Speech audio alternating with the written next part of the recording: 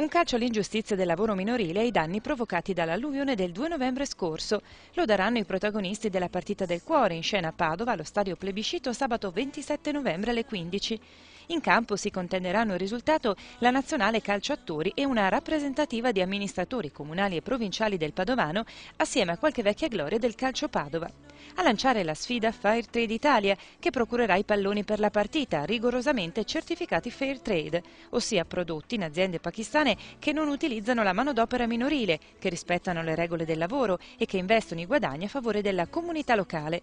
E quanto verrà raccolto con la vendita dei biglietti della partita sarà devoluto proprio a sostegno della popolazione pakistana, in particolare dei minori, e alle famiglie padovane provate dall'alluvione di inizio novembre tramite la Caritas Padovana, che sta portando avanti interventi di soccorso nei comuni coinvolti.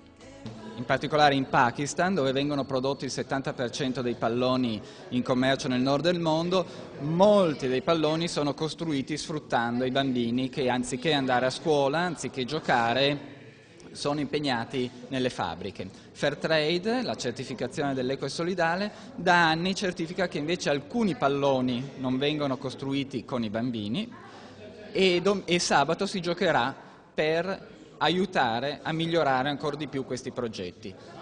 Però non ci potevamo dimenticare dell'alluvione di 15 giorni fa che ha colpito il Padovano, il Vicentino e il Veronese, per cui una parte dell'incasso sarà devoluto attraverso la Caritas diocesana alle popolazioni del Padovano.